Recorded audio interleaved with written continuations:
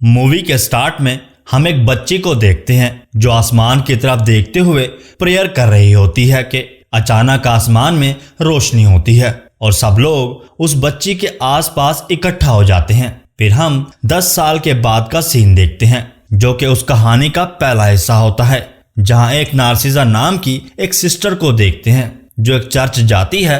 وہ وہاں چرچ کی دیواروں پر گولیوں کے کچھ نشان دیکھتی ہے اور وہاں ایک اور سسٹر بھی آ جاتی ہے اور وہ بتاتی ہے کہ جنگ کے بعد سسٹر سپیریئر اور میں یہاں کے ہیں۔ باقی سب لوگ جو جنگ میں جانے کے بعد کوئی واپس نہیں آیا اور یہاں کے سب ٹیچرز اور بچے دوسرے ملکوں سے آئے ہوئے ہیں اور بچے اس اسکول میں تعلیم حاصل کرتے ہیں۔ پھر نارسیزا سسٹر سپیریئر سے ملتی ہے۔ وہ نارسیزا کو دیکھ کر بہت خوش ہوتی ہے اور وہ اسی بچی کی تصویر بھی دکھاتی ہے جسے ہم نے مووی کے سٹارٹ میں دیکھا تھا، اور وہ بچی نارسیزا ہی تھی۔ نارسیزا کہتی ہے کہ مجھے اس وقت کا کچھ نہیں یاد، میں اس وقت بہت چھوٹی تھی۔ سسٹر سپیریئر اسے بتاتی ہے کہ اس نے یہاں بچوں کو پڑھانا ہے۔ نارسیزا کو وہاں ایک روم دیا جاتا ہے۔ نارسیزا اپنے روم میں جا کر جب اپنا سامان رکھنے لگتی ہے تو اسے وہاں رکھا ہوا ایک باکس نظر آتا ہے۔ وہ اسے کھول کر دیکھتی ہے تو اس میں ایک کینچی اور کچھ کاغذ رکھے ہوئے تھے۔ وہاں اسے ایک تصویر بھی ملتی ہے۔ وہ اس تصویر پر لکھا ہوا نام پڑھتی ہے تو وہاں موجود کرسی ہلنے لگتی ہے اور نیچے گر جاتی ہے، اور اسی ٹائم باہر کا دروازہ بھی بجنے لگتا ہے، اور ساتھ ہی اپنے روم کی دیوار پر بنا ایک نشان دیکھتی ہے جو پہلے وہاں موجود نہیں تھا۔ اور اس سارے سین کے بعد نارسیزا چرچ کے فادر کے پاس جاتی ہے اور اسے سارا ماجرا بتاتی ہے۔ وہ نارسیزا کو کہتا ہے کہ تم بھٹک رہی ہو۔ اس کے بعد نارسیزا بچوں کو پڑھانے کلاس میں جاتی ہے۔ جب کلاس کے بچوں کو اپنے بارے میں بتانے لگتی ہے تو وہاں عجیب سی آوازیں آنے لگتی ہیں اور کلاس کے سارے بچے ڈر جاتے ہیں، لیکن روسا نام کی ایک لڑکی اتنی ڈر جاتی ہے کہ وہ وہیں ٹوائلٹ کر دیتی ہے۔ پھر نارسیزا سپیریئر کے پاس جاتی ہے جو اسے ایک البم دکھاتی ہے جس میں جنگ میں مارے گئے لوگوں کی تصویریں تھیں۔ نارسیزا البم میں دیکھتی ہے کہ ایک تصویر غائب ہے اور اسے یہ بھی لگتا ہے کہ یہ وہی تصویر ہے جو اسے اپنے روم میں ملی تھی۔ جب وہ اپنے روم میں واپس آتی ہے اور اس تصویر کو اٹھا کر اس پر لکھا ہوا نام دوبارہ بولتی ہے، وہ کرسی پہلے کی طرح گر جاتی ہے اور دروازہ بھی بجنے لگتا ہے۔ جب وہ باہر دیکھتی ہے تو اسے ایک گولی نظر آتی ہے جو خود سے چلی تھی۔ نارسیزا اس تہہ خانے کی طرف جاتی ہے جہاں گولی چلی تھی۔ نارسیزا کو وہاں ایک ہاتھ نظر آتا ہے جسے لے کر نارسیزا سسٹر سپیریئر کے پاس جاتی ہے۔ سپیریئر اسے کہتی ہے کہ یہ ایک سسٹر کا ہاتھ ہے۔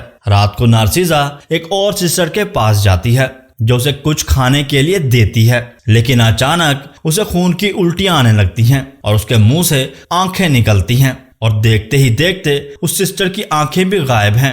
نارسیزا بہت ڈر جاتی ہے اور اس کی آنکھیں کھل جاتی ہیں اور خود کو بستر پہ پاتی ہے، اور یہ سب اس نے اپنے خواب میں دیکھا تھا۔ اگلے دن نارسیزا جب کلاس میں جاتی ہے تو وہاں چند بچوں کے علاوہ کوئی نہیں ہوتا، اور پوچھنے پر اسے پتا چلتا ہے کہ آج کپڑے دھونے کا دن ہے۔ نارسیزا روسا کے پاس جا کر پوچھتی ہے کہ کل جب میں نے اپنا نام بورڈ پر لکھا تھا تو کیا ہوا تھا۔ روسا بتانے لگتی ہے لیکن اس کی بہن اسے کچھ بھی بتانے سے منع کر دیتی ہے، اور پھر وہ دونوں بہنیں وہاں سے چلی جاتی ہیں۔ لیکن نارسیزا پریشان ہوتی ہے کیونکہ وہ جب سے یہاں آئی ہے اس کے ساتھ کچھ بھی ٹھیک نہیں ہو رہا تھا، اور جب ساری سسٹرز پریئر کر رہی ہوتی ہیں تو نارسیزا کے ہاتھ میں تسبیح سے خون آنا شروع ہو جاتا ہے، اور ساتھ ہی نارسیزا کو ایک سسٹر جو الٹی نیچے گر جاتی ہے اور ہوا میں اٹھنے لگتی ہے، اور اس کے منہ سے بھی خون نکل رہا ہوتا ہے۔ لیکن جولیا جب نارسیزا کے پیچھے سے ہاتھ لگاتی ہے تو تب ہمیں پتہ چلتا ہے کہ یہ نارسیزا کا وہم تھا، حقیقت میں وہاں کچھ بھی نہیں تھا۔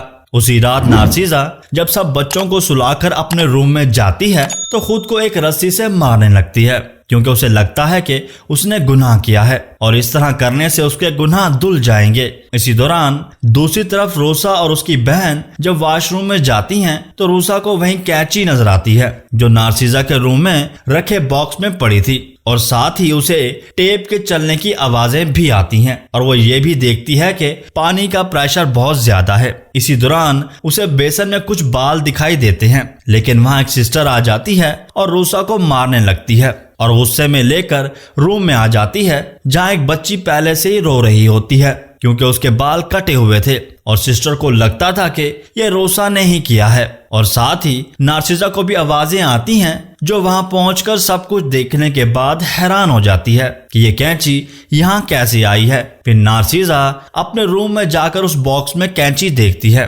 لیکن وہ وہاں موجود نہیں تھی۔ نارسیزا روسا کے پاس جاتی ہے جسے کمرے میں بند کیا ہوا تھا۔ نارسیزا کے پوچھنے پر وہ بتاتی ہے کہ آپ کے آنے سے پہلے یہاں جو سسٹر تھی اس نے اسی ڈرائنگ کو پورا کیا تھا جو آپ کے روم میں ہے، لیکن اس نے جیسے اس ڈرائنگ کو پورا کیا اس سسٹر کی بھی موت ہو گئی تھی، اور جب بھی اس بورڈ پر کسی کا نام لکھا جاتا ہے تو اس کی موت ہو جاتی ہے۔ یہی وجہ تھی جب آپ نے اپنا نام لکھا تو ہم سب ڈر گئے تھے۔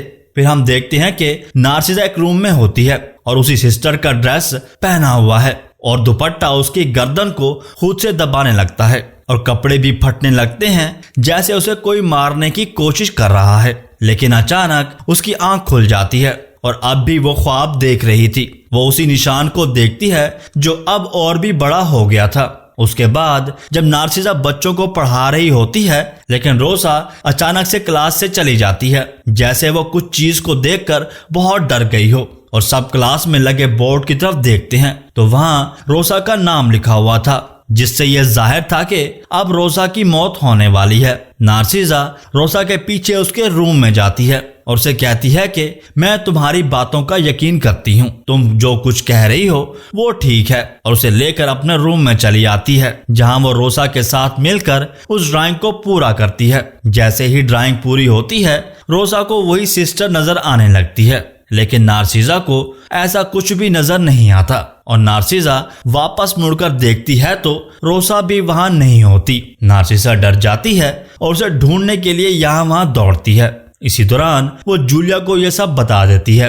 جولیا کہتی ہے کہ یہاں تمہاری کوئی جگہ نہیں ہے، تم یہاں سے جا سکتی ہو۔ پھر نارسیزا ایک روم میں جاتی ہے جہاں وہ اچانک سے ایک الماری میں بند ہو جاتی ہے اور اسے وہاں عجیب آوازیں آنے لگتی ہیں اور بہت ساری آنکھیں نظر آتی ہیں اور بہت سارے ہاتھ جو اس کی طرف بڑھنے لگتے ہیں، جو کہ وہ ہاتھ کوئی اس کا گلا اور کوئی اس کا منہ دبانے لگتے ہیں جیسے کوئی اسے جان سے مارنے کی کوشش کر رہا تھا، لیکن وہ مشکل سے اپنی جان چھڑا لیتی ہے۔ تب اسے وہاں روسا کی لاش دکھائی دیتی ہے اور وہ ڈر کر چیخنے لگتی ہے۔ پھر ہم مووی کا دوسرا پارٹ دیکھتے ہیں جس میں نارسیزا جا رہی ہوتی ہے اور سورج گرہن شروع ہو جاتا ہے اور نارسیزا مسلسل سورج کی طرف دیکھ رہی ہوتی ہے، اور اسی دوران وہ سب دیکھتی ہے جو جنگ کے دوران ہوا تھا، کس طرح لوگوں نے مندر کے اندر گھس کر لوٹ مار کی اور کس طرح عورتوں اور سسٹر سکورو کے ساتھ زبردستی کی، اور جیسے ہی وہ آسمان میں روشنی ہوتی ہے سورج گرہن کی وجہ سے نارسیزا کی آنکھوں کی روشنی چلی جاتی ہے۔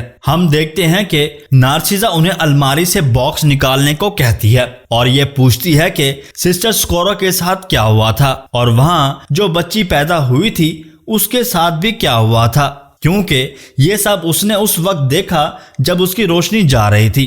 نارسیزا چیختی اور اس کی آنکھوں سے خون بہنے لگتا ہے، لیکن ہیڈ اسے کچھ بتانے کے بجائے وہاں سے چلی جاتی ہے۔ نارسیزا اپنی آنکھوں سے پٹی اتار کر جب اپنا منہ دھو رہی ہوتی ہے تو اس کے سامنے سکورو آتی ہے اور نارسیزا اس کا ہاتھ پکڑ کر دیکھتی ہے کہ ان لوگوں نے سسٹر سکورو کے ساتھ غلط کیا تھا۔ اس کے بعد سکورو کی بیٹی پیدا ہوئی اور جب وہ بخار سے تڑپ رہی تھی اسے ہسپتال لے جانے کے بجائے نہلانے لگتے ہیں تاکہ اس کا بخار کم ہو جائے، اور سسٹر سکورو کو روم میں بند کیا ہوا تھا۔